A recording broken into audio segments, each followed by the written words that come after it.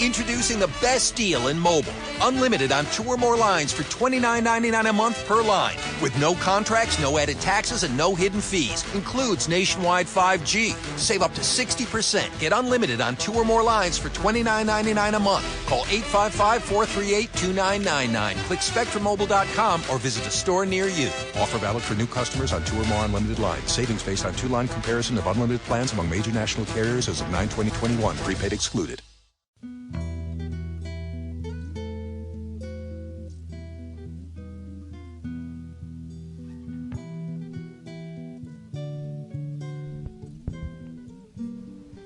This is MuggleCast, episode 14 for November 6th, 2005.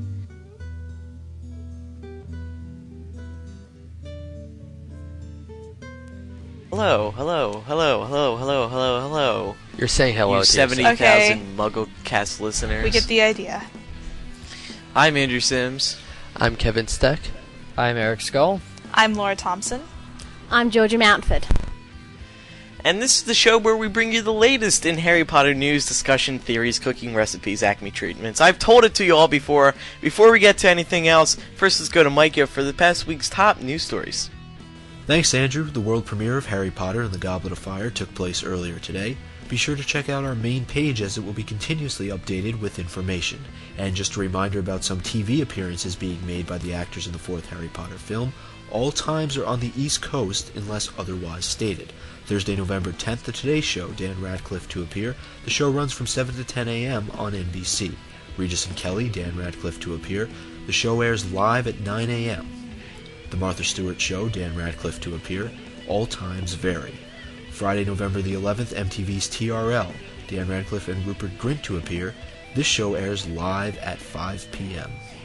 E.T. on MTV, special airing on MTV about Harry Potter at 8 p.m. For a complete listing of all show appearances, please visit MuggleNet's main page. And we informed you last week that a folk group called the Wyrd Sisters had secured a court date where they hoped to have Goblet of Fire banned from distribution across Canada. They believed that their band's name was being used in the film without permission and that it would ruin their reputation. The Canadian press reported on Friday that their motion has been dismissed, much to the delight of all Canadian Harry Potter fans. As always, there are tons and tons of new video clips, screenshots, poster scans, postcards, including shots of Emma Watson in the upcoming editions of Teen and Elle magazine, Dan Radcliffe in Time magazine and Entertainment Weekly, and Robert Pattinson in Teen People. There are also 2 new contests to check out, one being run by The Today Show and the other by MuggleNet, Warner Brothers, and the Noble Collection. Go to MuggleNet.com for more information. One brief announcement for those of you wondering. The date for the release of the Spanish translation of Harry Potter and the Half-Blood Prince has been announced. It is due out on February 23rd, 2006. There are also 2 mini-casts available for download, one which is an interview with Matthew Vines of VeridiSerum.com, who has already seen the new film, and the other is a joint podcast with TLC's Melissa and John, with information regarding the upcoming New York City podcast. Finally, don't forget our live New York City podcast at Barnes & Noble this Saturday, November 12th at 33 West 17th Street between Broadway and Park Avenue in Union Square.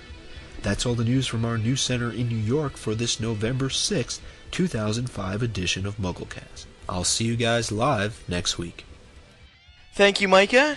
And the first thing many of you might have noticed by now is that we have a new MuggleCaster. Please welcome Georgia from MuggleNet Fan Fiction. Yay! Hello. Yay! Hi, Georgia. Hi. Okay, tell us a little about yourself, where you're at, where you're from, what you do around the site. I'm British, but I live in Australia, and I work on the fan fiction section, and I have for about a year now. Excellent. And we brought you on here last minute because Ben was supposed to be on again, but Ben is on timeout right now. Yeah, Ben's in timeout. He's outside the room. He's outside Andrew's bedroom right now. We put him in the corner of Andrew's hallway. Well, we had a couple problems, but Ben will definitely be on next week because next week is our live show. Wow, it's I only don't think a week he has away a choice now. then. Yes, it is. You know what's funny? I don't know who came up with this live podcast idea first, but my original idea. No, it was always Kevin. My original idea was, this will be nice. After the premiere, we'll go to Starbucks. Maybe 10 people will show up. Yeah, how many people registered, Andrew? It's Boy, true. was I wrong. Okay, well, we have like 600 people. It's that's an estimate. We have about 350 reservations, but each person is bringing at least one other friend. There's one group is bringing 15. There's the HP fan trips people are bringing, I don't even know how many. Yeah. No pressure. My advice to all of you is get there early. Just Yeah, even get earlier there. than the time. Yeah. I just, it's gonna be so crowded. But no, there will be tons of seating. There will be plenty of room for everyone. It's not going to be like Ozfest, and there's going to be no room to move around. Except Kevin that, can that does attest not to mean that. that does not mean you cannot carry us in the crowd, because that might happen sometime later in the night. It's just going to be, it is going to be a lot of fun, and we really cannot wait for it. I'm looking at the emails right now. We have 332 emails. People who have sent us an email and said to us, "Hey, I'm coming." Each person is at least bringing one other person. Multiply 332 times at least 2, that's 660. 4, Yeah. 664. 664. Good. Couple of larger groups. So, my only suggestion is to get there early. There will be plenty of room. It's going to be comfortable. It's not going to be like a madhouse or anything. It's going to be It's a not nice going to be a time. mosh pit in there, basically. Right. A madhouse. I've been thinking about it so much lately. Me and Melissa just worked out our intro. That's going to be pretty fun. Oh, jeez. I don't want to spoil any surprises yet. It's going to be a fun time. And for those of you wondering, yes, we're going to have a video version. Yes, we're going to have an audio version. Oh, we're having a The video audio- version now? We're having video. Oh, we're going to do it all. Awesome. We're going to do any version you could possibly think of. But the video version won't be up as soon as the audio. That could be up to a week. Yeah, But the that's audio gonna be version tough to will- edit. Yeah, the audio version will be up the following day, which is Sunday. Because right after the show, we don't want to do that. We're going to go out to dinner and Yeah. Have a good time. chillax. Slackers. Laura, you want to do it? You want to edit the show? Yeah, we'll send it to you down in Oh, Georgia because you'll be sitting at thanks. home on your computer being know like, what? I can't be in New York. You suck. So that's that. We can't wait. Kevin, Eric, Ben, Micah, Emerson will all be there from MuggleNet. And TLC people, No one Whatever. cares Other, about that. other there. fan sites as well. Harry Potter Fan Zone. Oh, will be yeah. there. Mike from SureToGo.com, Eris Janatacos, who made an appearance on MuggleCast on episode 2, and Matthew Vines might be there. I'm H. not Piana as sure. well. Oh, Jeff. Oh, right, Jeff. Jeff, yep. Yes, Jeff Jeffrey. is. That'll be a nice. Good man, Jeffrey. So, Nice reunion. yeah, 'Cause it's that's, gonna be quite a show. It's going to be fun. It will be. But moving right along, today we are announcing our new partnership with GoDaddy.com. GoDaddy is your #1 source for all your internet hosting needs. GoDaddy has new domain names, transfers, and renewals for as low as $1.99. Plus, check out hosting plans, website builders, secure certificates, and much more. Act now by entering the code MUGGLE. That's MUGGLE, and you'll save an extra 10% off any order. Visit MuggleCast.com, then click the GoDaddy banner to get started with your new website today. And you might be saying, well, who says this GoDaddy is all said and good and a good service? Well, we have all used it ourselves. Yes, we have. I actually registered MuggleCast.com with it. So Easy, quick, right? Yes? yes, very good. They actually And called we've all- me. That was very good. Ooh. Yes. We've all used them for personal experience with different types of internet hosting needs, and we know a lot of you have come to us saying, well, how do you start your own website? This is where you start, with the hosting and the domain names. Yep. You gotta have a good. Well, you have to have a good hoster before you have a good website. Yes, you do. And we do recommend GoDaddy. Today. Hey guys, we screwed up again on episode 13. No, that was my fault, Andrew. I will take Good job. responsibility. I did take responsibility on the comments. To It is- clarify, Yeah. go ahead. To clarify, it was not Katie Bell that was attacked in book 6. It was what was it? Angelina Johnson. Angelina Johnson. Sorry. So when we were talking about the death attack that Draco was giving, I don't know. Everybody understood what I meant, but it was incorrect. So And then we also got complaints about how we didn't put a spoiler warning on episode 13. Because we talked about Goblet of Fire a lot. But we said we were talking about Goblet of Fire. Yeah. People were upset, but I'll put one at the beginning of the show if we talk about Goblet of Fire. Too much. Heavy duty. Yeah. Because for those of you wondering, that is my phone. I mean, if you hear us start talking about Goblet of Fire, then just stop it. I mean, I'm sorry for those people who might have gotten spoiled a little, I guess. But we'll start doing it again. I didn't think it would be too much of a problem. My bad. Sorry, dudes. Also, I'm getting nightmare stories from people. Last week we were talking about British schools, and I asked if they were really as bad as they are being portrayed in the Goblet of Fire movie. And actually, as a matter of fact, they make it seem like a playtime compared to the stories that I'm getting from these people. It's like I must have got at least 20 different retellings of how people were. I'm not even going to go into it. It's bad. So that answered my question. Thank you, people. But thanks for keeping Eric entertained. Yes. He likes hearing horror stories. Yeah, especially nice from British people, yeah. And then also, quick happy birthday shout-outs. People email me and say, hey, can you wish me a happy birthday on the show? I say, sure, why not? It's fun. Happy birthday to Shia. Her birthday was back on the 16th, and Megan, who had a birthday earlier this week. So, happy birthday to Megan and Shia. Also, if you're a Harry Potter fan and you would like to propose to your girlfriend or your future fiancé through this show, we do that for you. To you. We would gladly say, Kim, will you marry Jonathan? To you. Wasn't that nice background music while Eric was rambling? Yeah. And everyone, do not forget. I was offering to do wedding announcements, Kevin. Everyone, do not forget. I don't know how could you forget, but November is Native American Month. Right, and that's why powwows.com is sponsoring MuggleCast all this month to bring you the latest information all about powwows, the Native American culture. They have videos, audios, pictures, calendars, dance routines, songs. It's all there. So visit powwows.com/MuggleNet for quick links for students and teachers. It really is a great resource. And we've been getting lots of emails about it. People enjoying it. Thanking us for mentioning it, bringing it to them. Let's see, what else? Heck, that's it. Oh, we could talk about book reviews.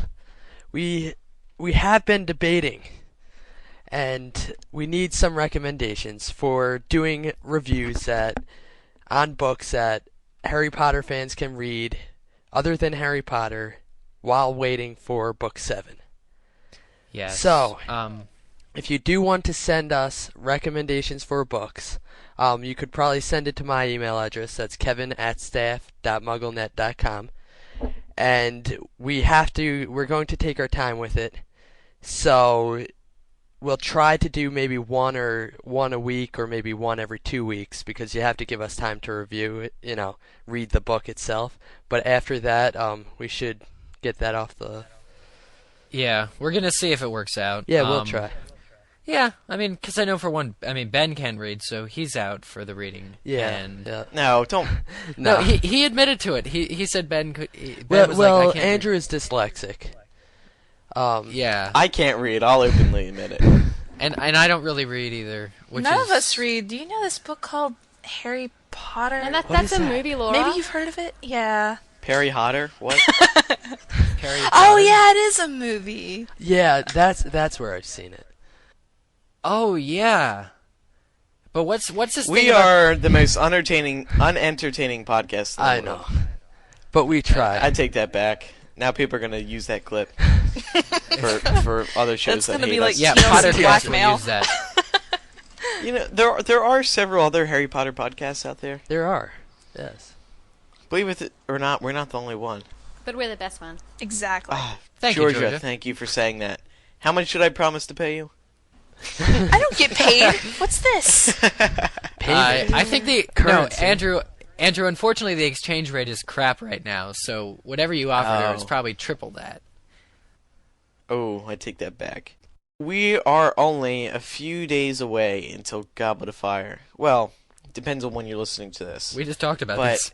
we're definitely less than 2 weeks away from the Harry Potter We film. don't get it here till December the 1st. Oh, What? The That's Australian. right. Yeah, I don't know why they would do that. Why US and UK get forgot it, about we that. don't in Australia. They'll have it on the internet. Oh, We're all jeez. giddy while in the Eric, meantime. don't say that. Come on. Kevin will get it for you. Oh yeah. Let's not. WB, I hope you didn't just hear that. Yes, Kevin would rather Ding, not be ding, arrested. ding. But it would be pretty funny if someone came to arrest him during the live show. Oh, okay. They take him away. Do you want to give him the So anyway, address too? No, the fans would Whether mob you them. live No. in the United States or the United Kingdom, Goblet of Fire is only 2 weeks away. Less than 2 weeks away, in fact. There's been a lot of news lately. But the one story we wanted to talk about was actually late breaking. The follow-up just came out as we were about to record. A judge has dismissed the motion to block the Potter film in Canada. What happened was the Wyrd Sisters, who play a role, their music is in the film, and recently they came to Warner Brothers and they said, hey, we don't want to be in the movie. They argued that a fictional rock band in the film would ruin their careers and were seeking $40 million in damages from Warner Brothers. The Wyrd Sisters were going to be in the biggest film, probably, of all year, and they were afraid it would ruin their career. And they wanted 40 Does that million. make sense? They wanted 40 million. Why would they do that? But their name wasn't used. It That- wasn't used. Yeah, there was no Warner name Brothers mentioned in the proved film. it to them. This is the best promotion a band could get. Yeah. I just don't Yeah, understand I why don't they're get why they're so They upset wanted about it. $40 million from Warner Brothers. I want to know how much Warner Brothers paid them in the first place. They would have gotten that if they just did a website of their own. You know, if they did WyrdSisters.org, they would have gotten so many hits, and ad revenue would have been 40 million. You know, for being. This in is movie. just It's crazy. Product placement. It's easy. It's free ads. Yeah, but you know, I also think they might be doing it to get the attention because they press. probably know that there are a lot of Harry Potter fans. But you know what? At You know, least they even have. And then they wanted the film out of Canada. yeah, So not only would they have I mean- made 40 million, they would have. it would have been banned from. They would have ticked off Canadian- everybody in Canada. You know what? I have faith now. I have faith in the Canadian court system because Yeah. Yeah, it I'm- was a little but- ridiculous. I don't think it ever. But had now, a of chance. course, the judge has dismissed it. So there is no more worrying for the Canadian fans. They're rejoicing. They're all going, hey, hey, hey, hey. no, I love It's a that. happy world up in I Canada. love that voicemail that we got from the Canadian girl. who Yeah, said, where "Hey." she was like, "Hey." She was, hey, I'm from Canada, eh? Oh, yeah, I remember that. So that's good. Anything else you guys want to talk about relating to Goblet of Fire? It's only a few days away. That We'll have a lot to World talk premiere about it. attendees, pretty much everyone. The trio, Yeah, that was. typical. Bonnie Wright, Well, that thing on MuggleNet, that was for the premiere in London. Do we know if there's any less right, people world coming? premiere. From... Yeah, is there more people? Yes, we do know who is going to be there, but I'm not sure if we could talk about it. Oh. Wow, that Do silenced you him. think they're wait? Do you think they're still listening? Yeah, I'd like to see. I'd like to see them Well, try they're and too take Kevin busy away. arresting Matt Vines, you guys. Well, you know what? I'd like to see them try and arrest us because if the cops came in, guys, if the cops came in, the fans would just mob them, and they wouldn't. You know, we'd be able to escape through the back door, That is true. or we'd like The change. MuggleCast army is the strongest thing I've ever seen. Yes. It got us back on iTunes. It made me a multi-millionaire. It's doing everything Andrew, for us. I thought your house looked different. Well, I will say this. The world premiere has many more attendees than the domestic premiere does. Many more. Robbie Coltrane, Robert Hardy, who plays Fudge, Robert Pattinson, Roger Lloyd Pack, Shirley Henderson. Moni Myrtle. Who else? Warwick Davis. They're all. Oh, and J.K. Rowling is going to be at the world premiere. Will she be in New York? Basically, the entire cast is going to be there. Andrew, will she be in New York? Yeah, but that was yeah. Americans can't say rolling. Everyone. Rolling. Rolling. That I don't know. I just think like growl. Row. Next time I see her, that's what I'm gonna call her. Yo, growl. Well, if she spelled it, if she spelled it differently, I'm sure she'll love it. If she spelled it like rolling, people would be saying rolling. So I guess there's really nothing else to say there. Well, also good news for everyone who isn't going to the world premiere. It's going to be broadcast on online. You're going to be able to watch it live. Not the actual movie, but the red carpet arrivals. Well, you may be able to watch the actual movie if someone sneaks in their camera, you know. Kevin, hush. Oh, sorry. Yeah, they'll stop Warner the movie Brothers is going to come and, like... arrest me? Yeah, they're going to get us all nudge. in the night. Yeah. MPAA will deliver a That's okay, though. $5,000 bill to my door. We'll just podcast from jail, then. Guys, we'll podcast from jail. It'll be like, hi, we're in the New York penitentiary right now. What is this doing for Warner Brothers? Why are they putting it online? Publicity. Red carpet arrivals. Because they're nice people. Didn't they do that with Chamber of Secrets, too? Yeah. Yeah. And I'm pretty sure a lot of with movie Sorcerer's premieres, Stone. I've seen a lot of, especially recently, a lot of just publicity online of movie premieres, so... It's this online craze. It's madness. It's true, and it's getting a little more sophisticated now, so they can stream things a little easier, especially with wireless. I don't watch TV very often, but I sat down and watched it last night. I went through 4 or 5 channels. All of them have Goblet of Fire ads. They're putting it everywhere. They're. I mean, I guess it's good. Well, obviously for them it is. They have to meet the budget. They have to meet the budget of the film, even though they would have done Is it possible to overkill it? I don't think so. I don't think. I mean, people. I don't think it matters. With the Potter fandom. They'll either see it or not. It's like Lord of the Rings. They were pasting that all over the place. I saw that on billboards in Torrington. Yeah, but I think I've said this in the past. If you promote it too much, some people might get too much of a good look and might change their minds on whether they want to see it or not. The only thing I would be concerned about is that people think it's going to be better than it is because of all the publicity. Yeah, and then they go and see it and they're disappointed because they have this expectation of it. Like Prisoner of right. Azkaban. Well, that's what happened with me with Prisoner of Azkaban. Yeah, me too. I'm not keeping my hopes up from Goblet of Fire. Matthew Vines is not going to change my mind. I'm sorry, but the movies aren't the best. But, you know. No. They're entertaining. They're entertaining. I tell you what really annoyed me. I saw in a preview that Mad-Eye Moody has his eye strapped on. I don't like that at all. I think it looks I'm used stupid. to it now. I got used to it, though. To me, that seems like a cheap way to not have to work on special effects. Yeah, because if his eye's strapped in, it's not going to pop out like it does all the time. So. Yep. Yeah. Hey, we're not sure about that, though. You know what I think it was? I think there are probably... We're not, but I think Warner Brothers is being cheap. Oh, you know, I couldn't believe what they did to that werewolf in the 3rd movie. Oh. That was just terrible. I'll never forgive them for that. It really was. Sirius in the Fire is going to be a big upset, too. What? No, I think.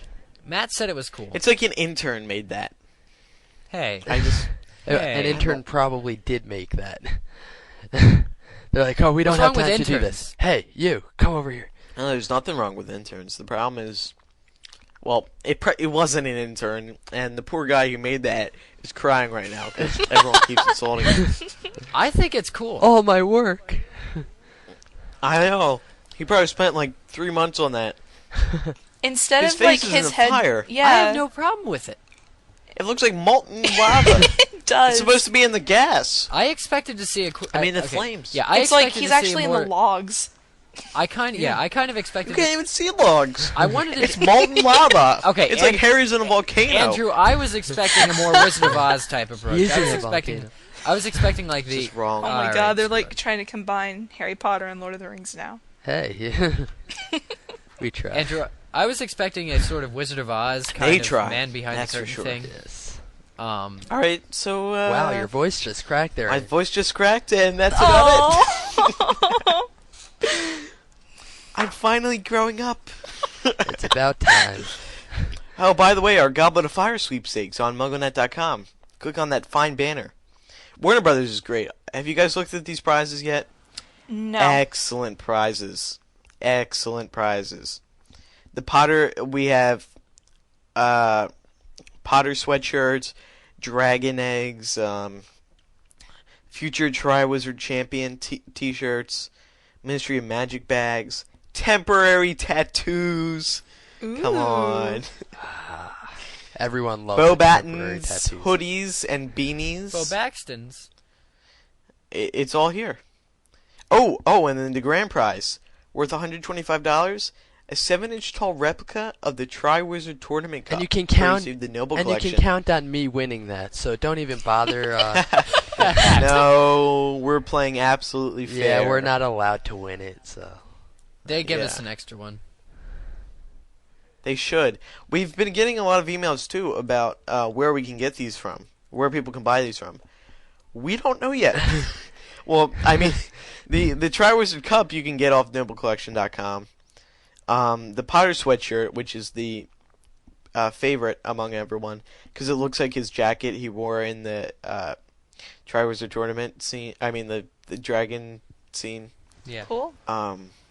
It's actually a really sweet jacket. I want one. But I'm not going to win it. Some lucky person is going to win it. Speaking of... We'll get So you one that's for that. Christmas. Would you? no. Okay, oh, by the way, guys, Christmas is right around the corner. We all want Christmas presents. Yeah. Yes, we do. Cough up. No joke. No. I don't Harry get Potter Christmas iPod. presents. No, Aw. I'm teasing.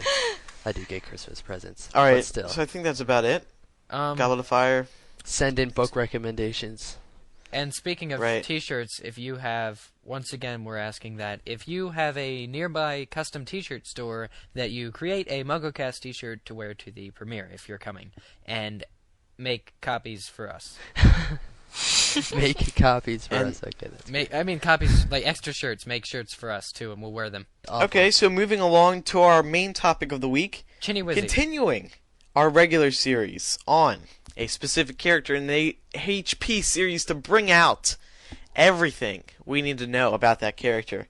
This week, as promised, Chinny Wizzy. Eric, Ginny Weasley. Say it Chinny with Wizzy. enthusiasm. Chinny Wizzy. There you go. There we go.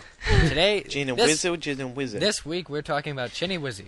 Let's run through a few quick facts first about her. She is the only girl. Yes, and she was actually, if I remember, she was the first girl. She was the first Weasley that Harry saw at King's Cross, if I recall correctly. I think she was. Well, I think she was there with Mrs. Weasley and Ron, but I think she was definitely the first person he heard. Talk. Yeah, I don't know. We might be wrong again, though. Hang on, I had the first. No book. guarantees. Her full name, Ginevra Molly Weasley, born on August 11th, 1981. She is a pure blood, thankfully. What, are you her first year in prejudiced here? Hogwarts. No, You just said no. thankfully. Her first, her, because I didn't want Draco to insult her. Duh. You're Her so first year in cold. Hogwarts, 1992, Gryffindor house, a seeker for the Gryffindor team. Isn't that great? That's Yay. excellent. Yay. The Weasley, they're taking over the Quidditch. They team. are. Is it a genes thing? It's possible. It's distinctly possible. Genes in the Weasleys. Quidditch. It's actually the mire they have out in the back of their house. You know, all that summer practice. Right. Anyway, She's not a Parselmouth, but of particular interest, she named Dumbledore's army. Oh? Oh, she did. You're right. There you go. Thanks for the HP lexicon for all that info. No, I didn't pull it out of my head. Are you kidding me? you know, I was actually fairly certain, I hoped at least, that Ginny's first name was Virginia and not Ginevra. Yeah, so was I, until like- we found out. Yeah. Virginia. But actually clarifying, Ginny was the first Weasley child that Harry took note of when he's at platform 9 3/4. When he's at King's Cross Station, Molly says, packed with Muggles, and that gets Harry's attention. And then she asks, what's the platform number? And Ginny says 9 3/4. And, yeah. 9 3/4 piped a small girl, also red-headed, who was holding her hand. Mom, can't I go? Just a general interest question. Who on here, when they first started reading the books, actually called her Ginny? I didn't, for sure. I did. I don't think anyone I think did. that's strictly, Really? Yeah. I thought that was a strictly Laura thing to do. No, I was 11. I actually got the first 3 books for my 11th birthday. I know, pretty cool. And as I'm reading the first book, I kept calling her Ginny. And I'm reading it out loud at one point, and my mom's like, gives me this look like, are you a moron? It's Ginny. Well, So- I think At 11 years old. it's one of those things where if you've seen the name before, and if you've seen it written, you know how to pronounce it. Like, actually, is Hermione a common name, or is it like a name? Like, where does she? Are any? Of I these actually names? looked that up at one point, and according to behindthename.com, we can just leave that out if we need to. Don't have to plug them. But according to that site, Hermione was actually a fairly popular name in Britain in the 20s and 30s. Kind of like Emma or Emily and, Gertrude here in the States. Mm-hmm. Yeah, so that's really interesting because I'm wondering, like, where does JKR get all her names from? I mean, she has this extensive, list of everybody's, Latin origins and everybody's mythology, and, she delves into, like, all of it. And some of it, I mean, is probably even unintentional, and she just goes so far into it with the creation of a name. Mm-hmm. And I'm wondering if they're also, like, Well, popular also, names as well. I mean, you've definitely got some mythological influences because Hermione in Greek mythology was the woman loved by 2 men, but this is not the Hermione cast. So, And don't think it's Harry and Ron either. We don't want to get those emails. The two men are Ron and Draco, okay? I'm establishing that right now. Draco? It's better than Harry. Try Crumb. Okay, yeah, Crumb. All right, Crumb and Ron. That works. Actually, talking about Ginny, since that's what we're supposed to do in this cast, I have to say that I actually called the Ginny-Harry relationship. I was very pleased in Book 6 to find that my ship had sailed. Because, not that I ship Harry characters, because I really, really don't, but I was pleased to see because I thought that Ginny would make a really good potential girlfriend for Harry. And it's really a shame because with all the romance in Book 6, we really didn't see Harry and Ginny together at all. When did you predict this? Throughout the series when I was reading, I just thought, oh, gee, wouldn't it be nice, for Ginny? Because you have crazy girls like Cho and stuff, and then you have Ginny, who's always liked Harry, and who is actually growing into not just, this giddy little girl, but this actually really good, like, defenseful, So I was very happy. I was like, hey, I never really shipped the characters, but I always thought that Ginny and Harry should really happen, and I was very happy that it did. I never really cared all that much. I'm kind of like you, Eric. I just was like, Yeah. oh, okay, that's cool. Kind of tune it out. You still read the romance scenes, but they don't really exist in your mind. Yeah, pretty much. Maybe one day we should do a whole podcast on, a main topic should be shipping, because I just don't see Valentine's what the big deal Day. about it is. That should be like the special Valentine's good cast. idea. Valentine's, yeah, okay, Valentine's cast, all right. If podcasting is still in style, in February, let's mark that down. It will be. But I just don't see the whole thrill of the shipping thing. No. It's because I'm a guy. Am I Yeah, up you're for the gonna get- adventure, not for Hey! the romance? You're gonna Hey, get I'm a flamed. girl, and I don't think the shipping's all that. Yeah, Great. let's not get into this, all right? Yeah, we're we'll get we're into talking this about Ginny whole- here. We're talking about Ginny. Now, it's interesting. Okay, fine. I'll just start another topic like I have been doing. Okay, the parcel mouth thing. I thought for sure, again, like with the Virginia thing, I thought it would be really cool if Ginny were still a parcel mouth from when Riddle possessed her, and I thought that would be kind of really cool way of leaving his powers with Ginny. Since he talked Parselmouth through her, I thought it would be cool if she retained those. But then JKR said that she didn't. So. And I'm pretty sure that has something to do with Horcruxes not being able to transfer power. Exactly. I was just going to get in it. Laura, you're brilliant. Thank you. If Harry is a Horcrux, then why does he have Voldemort's powers, even when Voldemort's not acting through him? Ooh! Booyah! Take that, all you Horcrux Harry chipper people.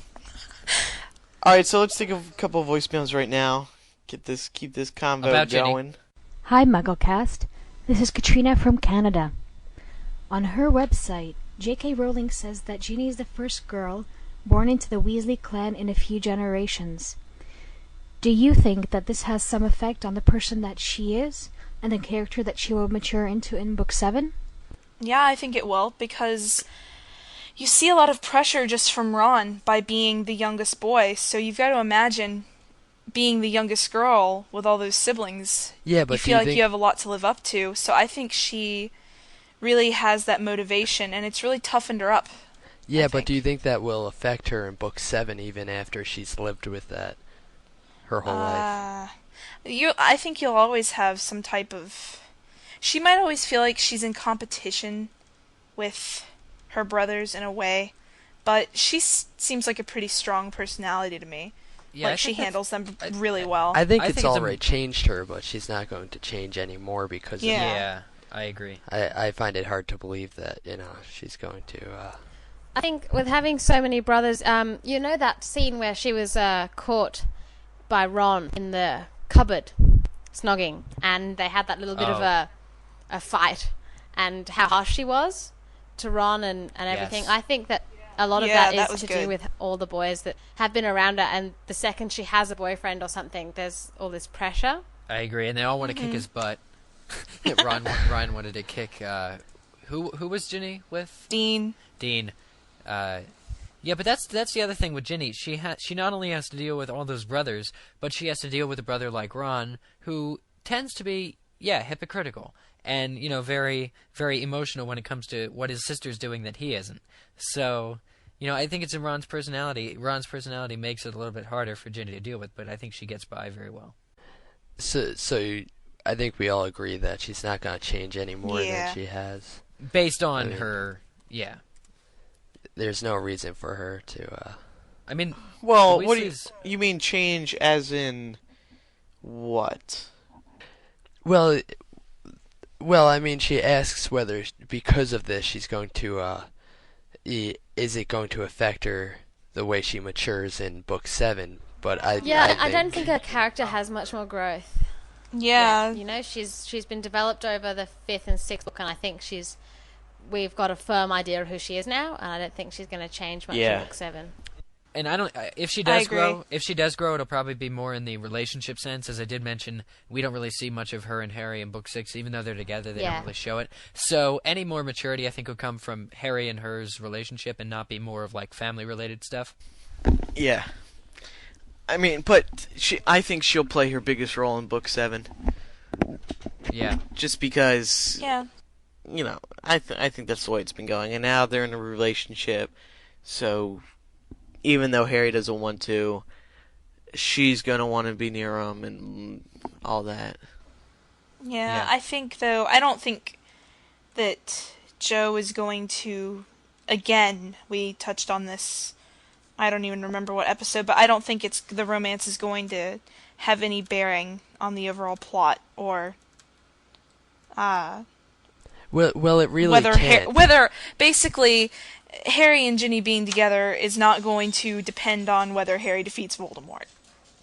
Yeah, I think one of the things that's smart about keeping Ginny close to Harry is that Ginny was possessed in Book 2 by Voldemort, so she's had that close contact with Voldemort. I think it's really important to see all the people close to Harry have really had been affected directly.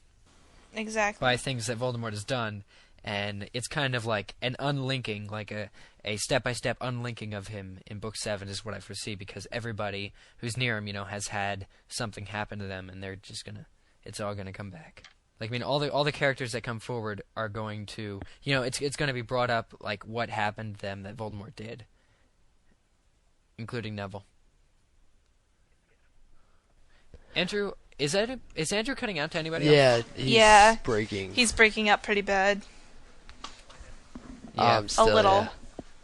It's like last time. Whoa, it's weird. Okay, so I think we explained that pretty well. I mean, again, just to reiterate, she has matured enough so that her family situation is not going to affect what she becomes in Book 7. Except, she's going to play a large role in Book 7, but the relationship isn't. Except for a flower girl at Bill and Flora's wedding. That's true. But that's about it. Hi, MuggleCast. My name's Alice, and I'm coming to you from Wellington in New Zealand. My question this week is, do you think there is any further connection between Ginny Weasley and Lord Voldemort? Also, why do you think Lucius Malfoy chose Ginny Weasley to receive the diary? More to the point, do you think Lucius knew that it was a Horcrux? Love to hear your guys' thoughts. Thanks. It's a multiple-tiered question. I thought, I don't know where I got this from, but I thought that Voldemort would have given Lucius the diary and told him, like, to keep it safe or whatever, however he explained it, but I don't think he would have told his Death Eaters about all his Horcruxes and their locations, because, I don't know. No, I agree wholeheartedly. I don't think Lucius knew. Yeah, it's actually said in the book, if I'm not mistaken, that Dumbledore speculates that when Voldemort gave Lucius the diary, he told him some things about, like, that it might bring the chamber back open, but that's where I would have got my tell idea him about from the then. Horcrux. It was actually, like, speculated. Yes, JKR, the best source. And I mean, if you think about, would he really risk putting that right in front of Dumbledore?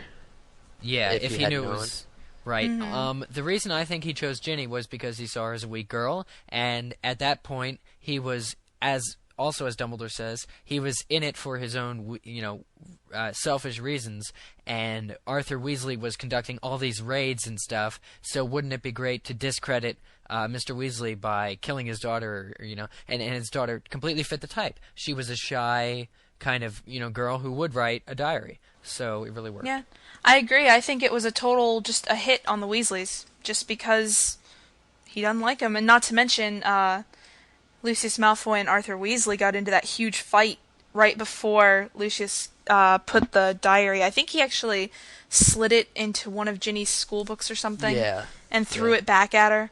So that might have been a little bit of inspiration for him. Yeah, but do you think well. do you think he chose her specifically, or just the opportunity presented itself? It might have been a little bit of both. I think maybe he had an idea that he would like to do something like that to the Weasleys, and maybe, I'm not sure whether or not he knew they had a young daughter. Maybe he saw her in there and realized that they did, and was like, oh hey, perfect. Yeah, because he could have planted it on any Hogwarts student, and he chose he chose Ginny, and that might have been that it presented itself, but I don't think he was sitting, okay, we're going to corner them in Flourish and Blots, and I'm going to put it in a cauldron. Well, the outcome, would the outcome had been any different, though? If, say, it was put in another first years? Because I'm trying to remember how Harry found out that Ginny... It was Ginny. They were in the staff room. Right. Yeah, they were. It was in the staff room. It was Ron and Harry snuck into the staff wardrobe before the boggart was in there, and they overheard that it was Ginny, and so that's when they said it was Ginny who was taken. Yeah, who was taken, right? Yeah. And then it would have been another student who was taken down, but I think they might have reacted in the same way. They would have gotten frightened and tried to throw it away, so the plot may have still played out a little bit, but I think it was important that it was Ginny. I'm not sure if it was important that it was Ginny. I think you definitely needed a timid personality. Yeah, but for that. Well, you had to be very curious. I think that's one of the things that Ginny played into. She was so curious over the diary. It was perfect for Ginny because, she's got all those brothers, like I mentioned with the first voicemail, and she is susceptible to, she has no one to share her secrets with, so therefore she's susceptible to Tom Riddle's weird little mind-powering thing. Georgia, and it's something she doesn't have to share with her brothers. Because she doesn't have a sister to share that with. You're right. She has nobody to tell, so she's going to tell Tom. I thought it was clever. I mean, reading book 2, it's always funny to see how they all have trouble starting off the day when they're going to King's Cross, and Ginny forgets her diary, and they go back for it. Yeah. I think that's so cool. I love it when J.K.R. does that. She's the queen of foreshadowing. I'm so jealous. Yeah, and it's funny because she foreshadows so far in advance that you don't see it coming when... Oh, she's so good at it. And you know what? Does she do it intentionally? I mean, I think it's all about... Yes. It's all about her knowing how the septology is going to go, and how it's going to... So, I mean, all this stuff about her, her foreshadowing and stuff, people on message boards across the fandom are going and analyzing so much into the motivation behind every line, and I'm in favor of that, by the way, but also... Some of the stuff that exists, I really don't think JKR is ever going to come forward and say, I did all of it.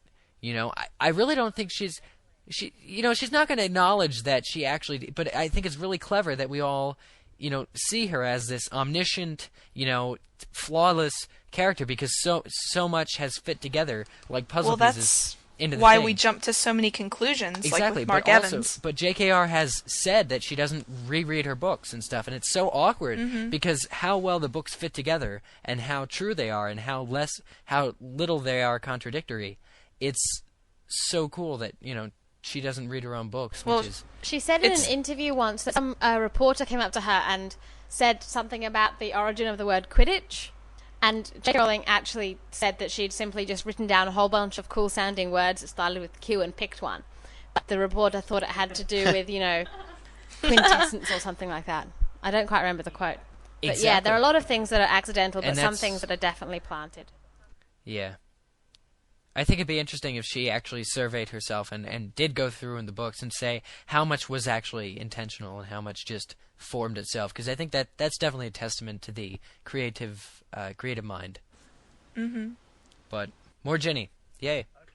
Hey MuggleCast, this is Natalie from HarryPotterFanzone.com, and my question is, how do you guys feel about the relationship between Ginny and Harry? And do you think that Ginny is worthy enough to be the girlfriend of the famous Harry Potter? Yes. I have supported that ship forever. Yeah, sure. Definitely. Not only that, I mean, just because you're famous doesn't mean the person who you have a relationship with has to be. I think Ginny can handle his fame and his popularity. She's such a strong character. I think that she can definitely be with him. She can handle anything. And she's got the... I mean, she She's survived got the like spunk possession from Voldemort. Yeah, what about in book 6 where it was about the tattoo or whatever, where there was rumors going around that Harry had a tattoo or something? Yeah. And she goes, I told him it was a hippogriff, it was more manly or something. She can handle any rumors going around about her and Harry. She just deals with his fame, and she just deals with it to be with him. So it's really cool. And she's grown so much over the last 2 books, and she's experienced a lot in common with Harry, like how, especially with the whole total thing, being possessed and being a victim and everything, she can relate to him more than any other girl could. And because Harry and the Weasleys are so close, Harry and Mrs., and he's always over there, so they really do have a lot more in common. They do, especially, I think... on a different level, their family situation as well. I mean, she's like the odd person out in the family because she's a girl, like we said before. And I think that Harry obviously is the odd person out in what you would call his family now with the Dursleys. And I think that they can also relate on that level. Yeah. So so that's an interesting point. So even though they can relate through being a family, they can also relate through not really being in the family. Exactly. I mean, it's sort of strange connection, but I think that just the fact that they have so much in common makes it so that they are quite obviously, a good couple. But and I think what comes when of that Harry is the pulled the whole Spider-Man thing at the end of the book, I think their relationship is just on hold. I don't think it's over at all. Yeah, I agree. I love that. The Spider-Man thing. Okay, that leads to a different point. Do you think that they will ever have a full relationship before the end of book 7? If Harry doesn't die, I want them to. Well, I think what I could really honestly see happening is Harry and Ginny having like their little moments throughout book 7, but it won't be an official type thing until Voldemort's gone. Because they'll be so quick. And there's going to be so much going on, it's just going to be like, hey. Da da da da da da. Okay, bye. You know what? I think we're going to. Quick...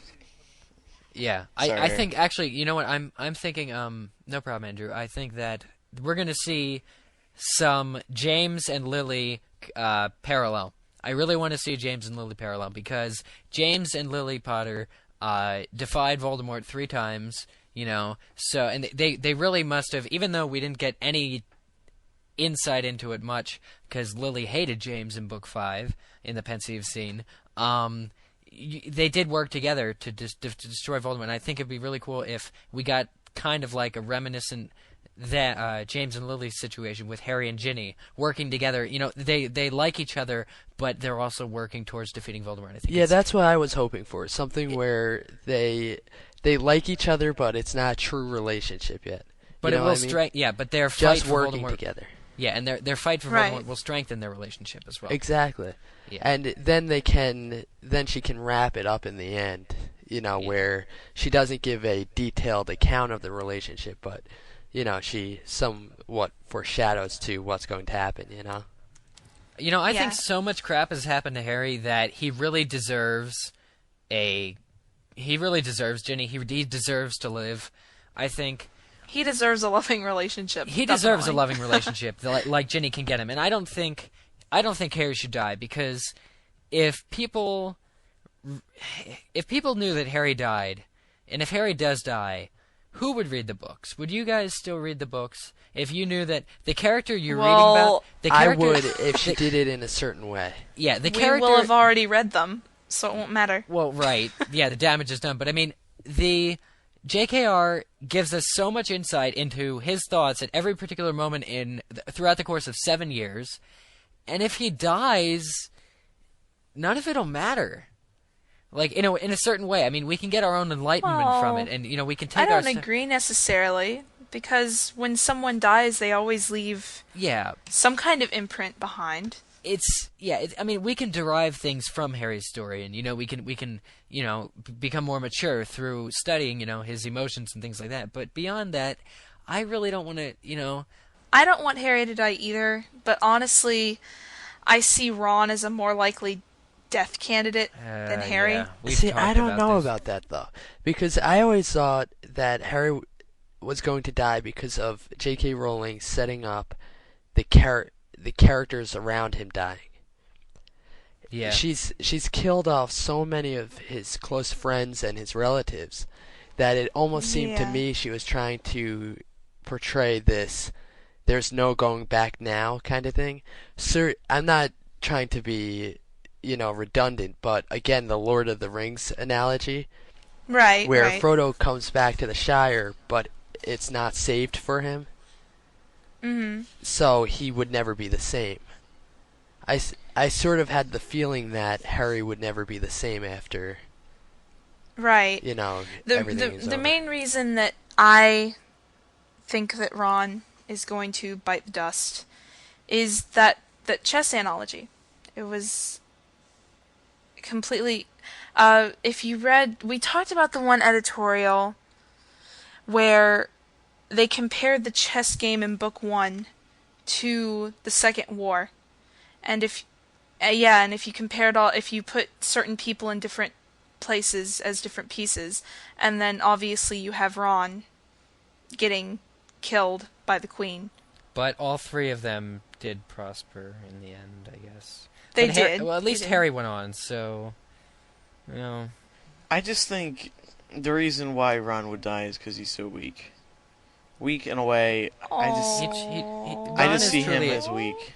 He is a flawed character in many ways. Now, what do you mean by weak? Do you mean? I mean that I just don't know how to explain it. He's just not weak in character, but weak in attitude. He's not a can-do guy like Harry. He's just if he was faced in a situation where it was life or death for him, he wouldn't survive. How would he do it? He's not good at spells. He's not good at anything. My wand! Look at my wand! He's spent his whole life overshadowed by people. He's always had his Right. older brothers, and then he's always had Harry, and he's never had a chance to show who he is, and I don't know, maybe that's why I think he's if Ron being does go seen as down, weak. it's going to be like sacrificing himself. Yeah. Really, for the I don't think it's going That's to be. really Yeah, I agree, actually. Yeah, just Voldemort going Avada Kedavra and Ron dies. No, I I don't think that's that's what's gonna happen. that's in Ron's character. The only thing Ron can do if he can't help with the battle, if he's not a strong wizard, the best thing he can do is sacrifice himself. But I don't want Ron to die. I like Ron. I know, I like Ron too. I like his flaws, but I think it adds for a more dynamic character, and Yeah. I honestly don't see him dying. Like, I don't see him. If he was faced with a life and death situation, I think he'd smarten up pretty quickly.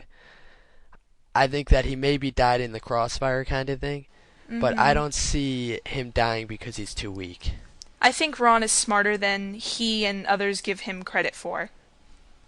So, well, not to break this, but Ron Yeah, is another this is the topic Ginny for cast. another day. Yeah. So, and I think we've covered Ginny Weasley pretty well. I think we did. Yeah.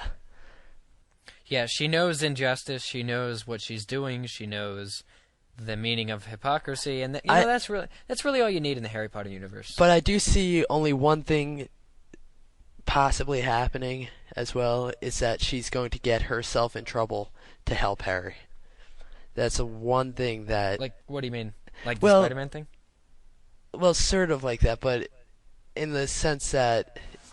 I could see her doing something to try and help Harry. Something stupid. And it would, would end up... exactly. End up getting her in trouble and making things a little worse. But I did mention a few... Actually, it was like 3 or 4 episode. And I said... in book 6, where Harry says, I can't be with you, she does basically say, once again, screw that.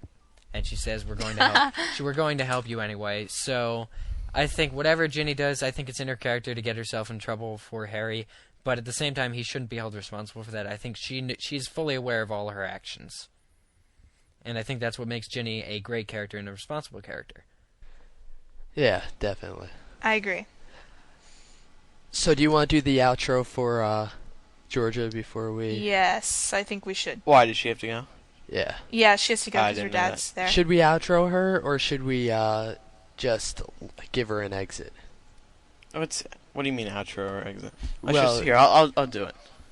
Georgia, you're still here, right? Okay.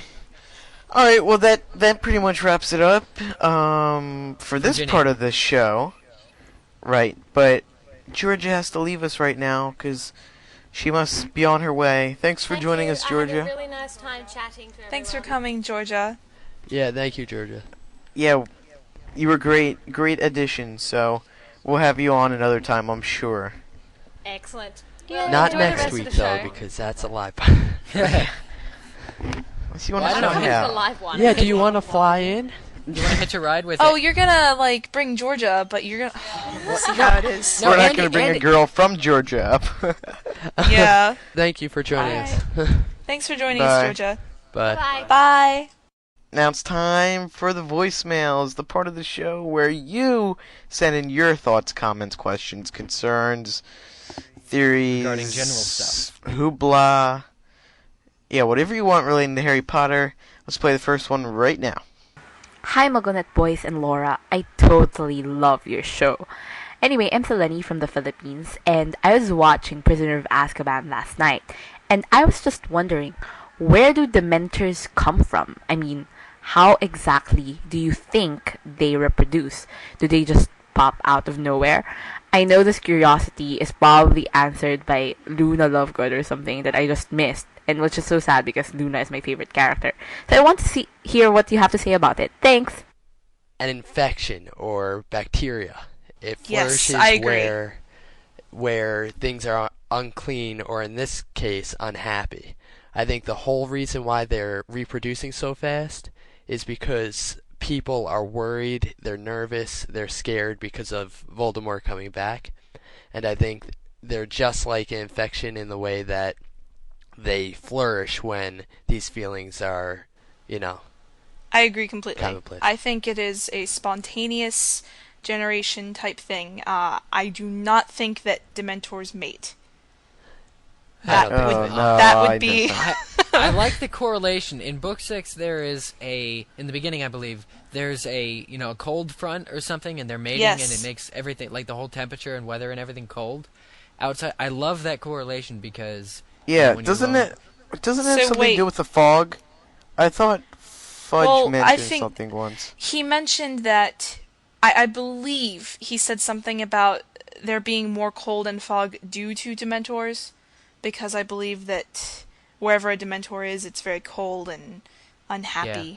Maybe we don't know. Maybe nobody knows how they reproduce because it's so foggy when it happens. You see, like, good eye, here I am, in the Dementor sack. We are catching a real live Dementor. We're cutting live that. Dementor. Yes, we are. Waiting. Yeah, but I think that's the most viable solution, not solution, but answer. I think that's the only thing we can assume. But beyond that, it's just that it's an assumption. I don't see J.K. Rowling putting in something that's where they breed or anything like that. I think that they are like a bacteria or a infection where they feed on the emotion. the evil. Yeah. And, the emotion. Yeah. Right. And as long as there are humans, there will be evil. So. Yeah. But anyway, Evil. I think that answers that question. No. You No? you forgot about the origin. Where do they come from? Oh. They aren't in Fantastic Beasts, are they? I can check. I do not believe so. Yeah, they actually aren't. So, what I heard was some people are speculating that Dementors were actually manufactured characters, and not manufactured, but created by wizards or just by their bad emotions. Well, it's possible that the way I always thought of it is that every good has an evil kind of thing. And I think that's symmetry throughout the book. There's Harry and there's Voldemort kind of thing. And I think that for all the good there is, there has to be an evil. And I think the Dementors are the balance. Also, I believe that Dementors represent depression, and where you have people, there will always be depression. There will always be sadness. So I don't think there's a specific origin. It's just where there are people, there will be Dementors. And I think that if they knew where they came from, and it was a viable source, then they would have tried to exterminate them long ago. Long time ago. I mean, why would you want those things walking around? Well, they are pretty effective for the Azkaban. Not anymore. Yeah, but do you think they would have kept them around when they could have just wiped out the whole lot of them? You know what I mean? Yeah, I know what you mean. I like the idea of the Dementors because they were JKR's way, as a book 3, before they were terribly developed. They sort of served for me as a reason to be upset. Like, if it's an explanation. If you're ever upset about something and you don't know why, there could be a Dementor nearby. It was just like this brilliant invention, like, oh, hey, maybe that's why. Yeah. It was like That's an explanation. why episode 13 was cursed. Yes. There were Dementors. There was Dementors outside, yeah. But no, because I think it's a brilliant, like, it's her solution of doing it, just like her approach to the Salem witch trials, and her approach with the boggart, with all the things like under our bed and in the closet, and things like that. The boggart was a brilliant invention, and it applies to all of our fears and things. So yeah, definitely. Okay, on to the next voicemail. Siobhan from Australia. That was a good Dumbledore question. What? That was a good question. It was a good That was a good question. I like that one. Hello, MuggleNet. I'm Silva from Berlin. What I wanted to say is I have the impression that Hagrid's been somewhat laid aside in the 6th book. I mean, apart from Aragog's burial, Harry, Ron and Hermione don't visit him, they are not going to his lessons, and there is no usual strange animals plot. I wanted to know, what do you think Hagrid's role will be in book 7? Thanks, and continue the show, it's great. It's going to be something with the Giants. I don't know what. Yeah, I was going to say that. I was going to say I don't know why, but Hagrid will play a role to get the Giants to play a role. Exactly. Yeah. But I think that's what he did in book 5. I wanted to say that his main job, probably in the series, is already done. Is what I was going to say, but really? then I realized You think so? no, Oh. I don't. Which is why You're I lying to yourself. Yes, I was. And so I think by book 7, I think he will have another big role to play. Now, if you guys remember, which I'm sure you do because you're old enough, you remember that Hagrid was the favorite to die in book 5. Yep. But he didn't. And book 6. And book 6, but he didn't. And I think that's and book 4, I think. And I think that's important. Everybody thinks that Hagrid is going to die, but he's been through the Giants, he's been through the Buckbeak thing, he's been through everything, and he's still been alive, and I think that's tremendously important. And to be honest, I don't see him dying because Yeah. she represents him as such a hearty person, Jolly. someone who lives through things that other people won't live through. Right. Stuff like when they broke his wand and cast him out.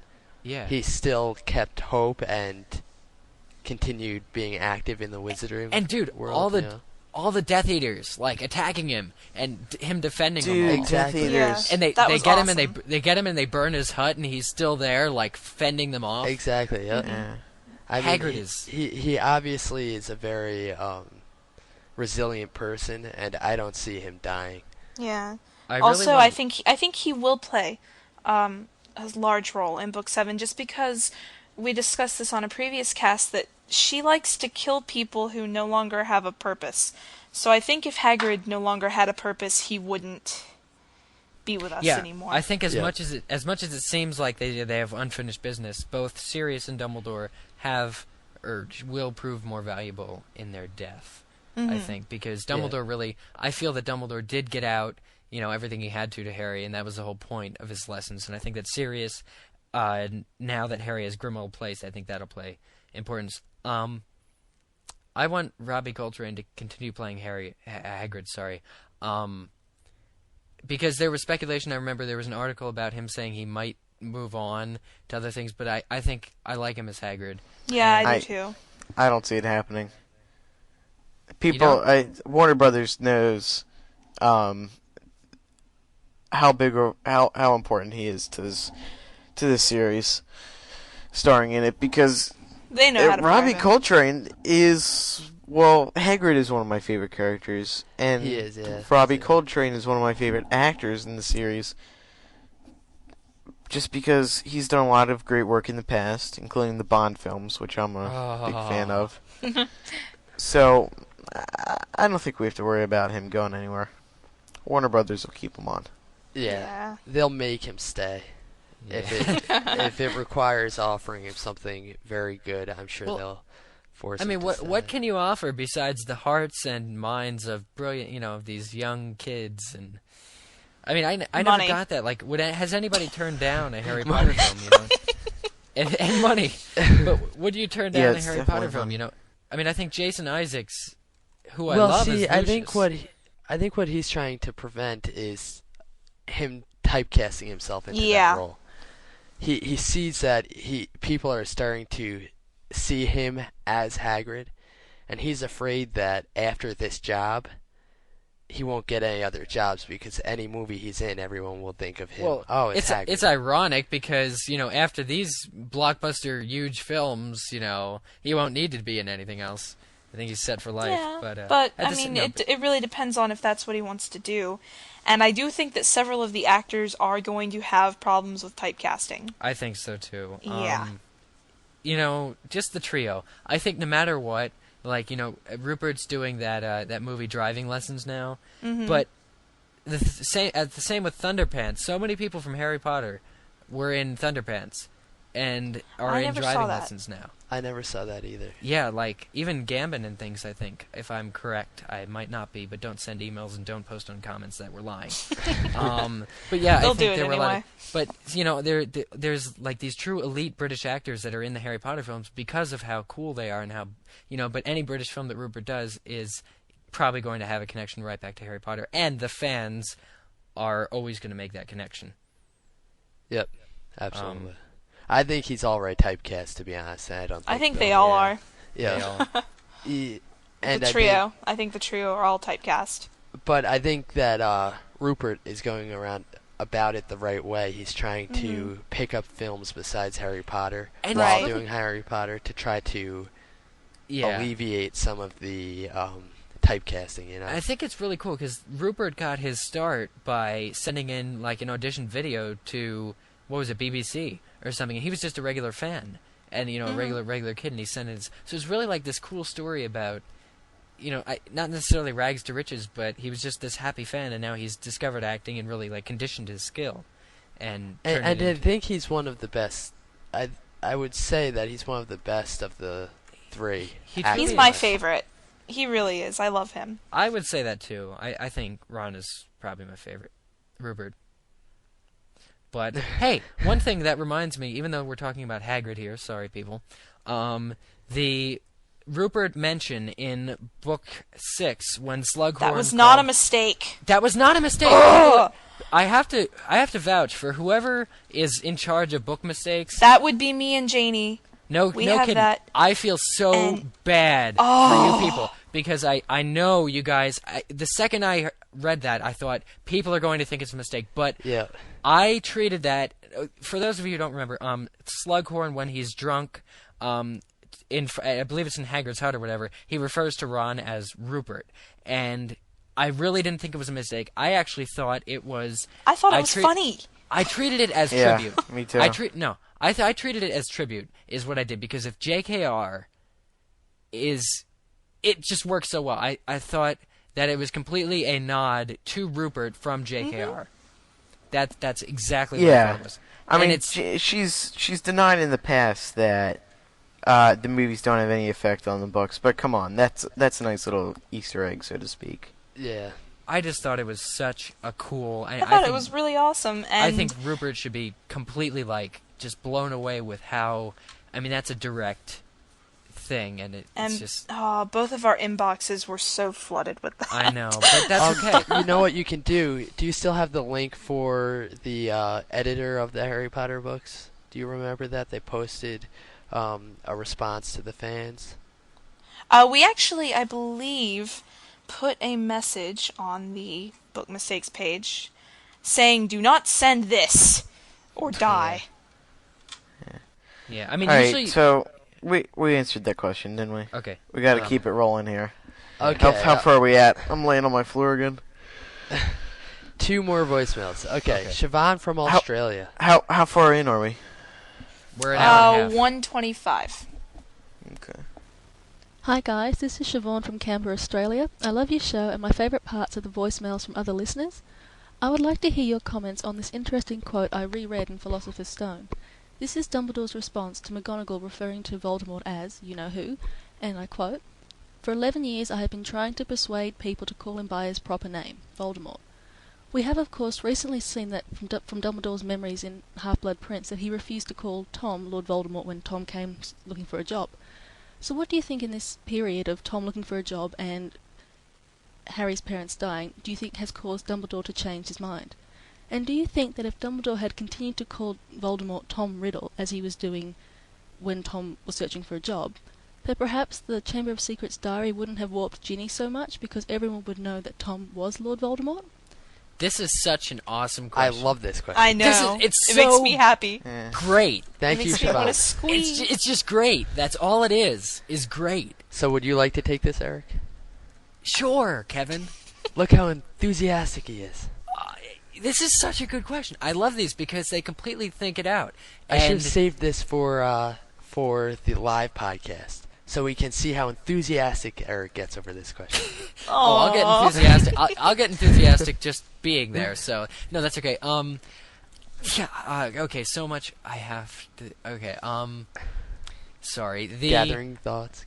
Gathering thoughts. It's okay. The more recent question. If he had called him Tom in the first place, would the diary have been discovered sooner? Yes. I think that's a brilliant... I think it's a plot device. It's all about... I mean, I think it was definitely convenient. It's not all about it, but I think it was definitely convenient for Dumbledore to be, not revealing and not calling him Tom in the first book to Mcgonagall. And I think that has a lot to do with who Tom was, and it's the whole mystique behind Voldemort and his past, which is found out in Chamber of Secrets. But also, I think that Dumbledore did not call him Tom because he wasn't facing him, and he wasn't even in contact with him until book 5, where he started calling him Tom. So I think what it is kind of like a teacher-student relationship type thing, where he's whenever he's face to face with Voldemort. Voldemort's trying to, say, "Oh, I'm mighty," and he's trying to prove how much of a cool wizard he is. But he's still Tom to Dumbledore, and he's still the wizard. He's still his student, and he's still the little boy that he visited in the orphanage and stuff. And I think Dumbledore has bragging rights over Voldemort. I mean, he can just say Tom, and he's using his Muggle father's name against him, and it disgusts him. And I think it's agree. It's just good like that. Completely. I think that it's an advantage that Dumbledore has over Voldemort that he would rather not destroy. It makes him mortal. It really does. If he has a name, if he has a mortal name, it ties him to the world, and it's just something. Yeah, and I think that if he had told everyone what his real name was, it would have infuriated Voldemort for a little while, but then he would grow used to it. Not to mention, I mean, we'd have the whole plot of Chamber of Secrets spoiled. If we knew in the beginning of Sorcerer's Stone. Yeah. I think that probably has something to do with it. Yeah. I think that was really cool for development. It was definitely convenient, at least. What else did they ask in that? I don't think Dumbledore calls... the thing about in the beginning of the book with him insisting that people call him Voldemort, hand in hand, I think he wants people to call him by Voldemort because he doesn't like the idea that they're afraid of it, but at the same time he will call him Tom face to face. I mean, I think he wants to get people not to be afraid to call him what he wants to be called and stuff.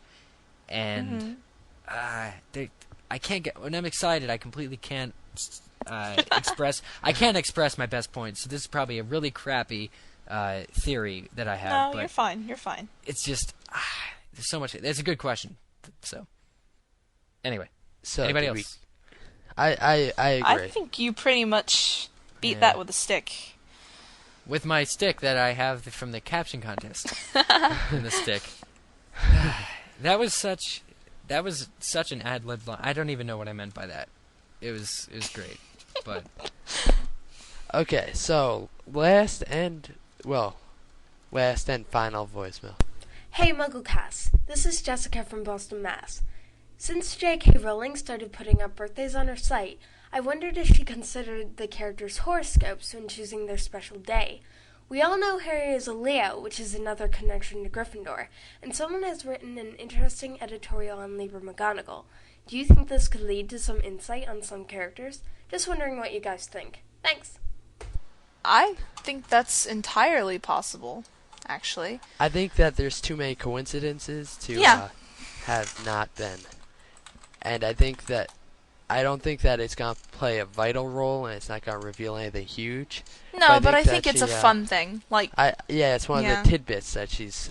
I really hope she writes a book of just tidbits where she just gives us the small little, things that people don't usually notice. Because she has them. Played a part. She has them. She has the whole Seamus Finnegan history that she didn't write out in the books because she sacrificed it for Neville's backstory, she said on her site. But she has these things, and I think with the trio and stuff, I think it's entirely her doing that, when their birthday is. And I think it's really interesting that now on her website we're getting all these happy birthday things and, all the wizards of the month and things because I think she wants us to know. They all apply to our understanding of the universe. And she obviously had it planned out. She's, posting the birthdays. So. We need to talk about her site, too. It's another good discussion we could have. I think that she's giving out the birthday reminders for a reason. Keep it because fresh, if you ask me. Well, yeah, but she knows that there are fans out there who dig deep, and she knows that there are going to be people who see that, and they're going to go look up these horoscopes. You know what else she knows? She knows that we do a podcast, and it would be nice of her to recognize that on the site. Yes. Basically, we do think it plays a part, the horoscopes, but, it's not going to be a vital role. And just, for common interest, I just went to a horoscope site. And actually, Jessica, I must thank her because she did include horoscopes for quite a few of the characters, cool. Which was thank you, Jessica, for all the work. Maybe I'll have Andrew put it in the show notes. Sweet. Yeah. So we covered all that, right? Okay. A few very final good voicemails. Announcements. We're going to get really nasty emails about people tired of us fitting Spy on Sparts into the last second of the show. But Emerson's on next week, so, whatever. They have to wait. So, Spy on Sparts. His away message is so corny this week, it's not even worthy of being aired. Air it. Last time I saw it, it said Friday. That was all it said. No, it's changed now. Okay. What does it say now? Let's see. Hold on, I can't. I got it. Right click. View contact information. Okay. What takes you so... It's a freaking weekend, baby. I'm about to have me some fun. So, Emerson is about to have fun. You can because it's guess what that quote means. Unquote the freaking weekend. Oh man. So in nature their minds are gonna wander so much. In nature of this freaking weekend, somebody go on Notre Dame's site and get the live web feed. I think we're about to be surprised. We may see Emerson on top of the Notre Dame because of the freaking weekend. Icon. Yeah. Just like the people at our school who ride the husky dog. Yeah. Can I tell you guys a secret? What's that? I don't know if our Spy on Sparks segment is as valuable as it used to be, because everyone has AIM. Yeah. Because he gives it out to everyone. Yeah, but they aren't checking it when we're checking it. He has it on Facebook. Oh, so yeah. everyone knows. Challenge pictures. Yes, we got many entries. One person dressed up as me, one person dressed up as Laura. That's all I've seen so far. I haven't looked through all of them. I forwarded you. Were you guys slackers on us? You didn't dress up? Yeah, I think a lot of people failed Andrew's listener challenge. That's okay. I guess Eric's is still open. Eric's is still open. Just get his shirts. Make us shirts. Yeah, that is still this week's challenge. Make us shirts, because we are way too busy to make our own shirts. So send us designs and stuff. We'll take a look at them. We'll probably post them. The Halloween pictures, I did promise they'd be posted in our galleries. I will get around to posting them. I'm just this week is going to be so busy. This upcoming week is going to be very busy. Can we announce? Ben's flying in Wednesday. I have a meeting with a guy named Bruce Springsteen on Tuesday, and Bruce, who's the rest that? of my week is shut. Springsteen? I don't know. I hear his music's good. I don't know. Yeah. Sounds like hippie. Okay. And then also, moving right along, don't forget, if you have a mobile phone, you can find out more about MuggleCast on MuggleCast.com. MuggleCast is a service that will let you listen to our show and many others podcasts right there on your own cell phone. So go to MuggleCast.com, and then under the listener to-do list, you can find out more about MuggleCast. Andrew, why doesn't And then don't forget... What? I'm on a roll here. What? I'm sorry, why isn't there an E in MuggleCast between... I mean... That's because it's podcasting. There's no rules. And then don't forget to visit powwows.com/MuggleNet for everything related to Native American Month for both students and teachers. And again... Now, what? Go ahead. Have them send in recommended books. Yes. We are going to start doing plenty of emails, but book review type things. We'll slowly but surely go through them. Yeah, we'll find somebody to read books and comment on this show. Yes, we're Yeah, Laura, avid you're book homeschooled. readers. You have all the time in the world. Yes, I will read your books. Okay. Oh, and then one last final thing. My official fan site, AndrewSims.com, spelled with a Z, was nominated for an award. A Dervish Award. It's a Harry Potter fan site. There's a link in the show notes. Hey, so you go know vote what's for funny about Sims spelt with a Z? What's that? When you add 89 to it, it becomes something. Becomes what? My birthday year? We just don't know what. I don't know. I don't know. Well, And- people. And with if the you're trying first to give people my AIM name, and with the you forgot that's the still not even close. No, they forgot it's the first pretty initial. close. First initial right before it. First What initial. first initial? I don't know what you mean. Okay, well, I'm not editing this entire part, so let's just keep it at that, and Okay. they can try to figure out my AIM name, and Okay. that wraps it Alrighty. about up. Episode 14 next week is the big live show. Kevin, and Eric, I'll be seeing you next week. Yes. Yes. Should be interesting. Live in New York City. I can't get my mind off of it. There's so know. many. Everything's set, but We just don't know me and what it Melissa is are yet. working on a sweet introduction. I need to skip math because of that. It's that podcast. I do. I'm skipping math to catch a bus. Yep. See, I'm dedicated, people. Wow. So if any of you want to tutor me in multivariable calculus, Multivariable. Oh my god. I'll accept it, wow. really. Yeah, Kevin, I'll tutor you. In Yeah, multivariable Kevin, calculus. because you know how good I am at math. So wrapping things up, I am Andrew. I am Kevin Stack, who just interrupted Andrew Sims. I'm Eric Skull, who can't think of much different intonations to use when I intro and outro myself. And I'm Laura Thompson, and that's Being it. unoriginal. Yeah, exactly. There we go. There we go. Episode 15 live November 13th will be when it's released. We'll see you next week. Bye. Next week. Bye, everybody. Oh, Bye. I won't. No, you won't. We'll see you at home, Laura. You guys suck. You'll be in her though. I'll be there in spirit. We'll be sure to get you like a bumper sticker or something. Oh, how We'll get you an sweet I of Love New York shirt or something. This week's remix is from Julian in Australia.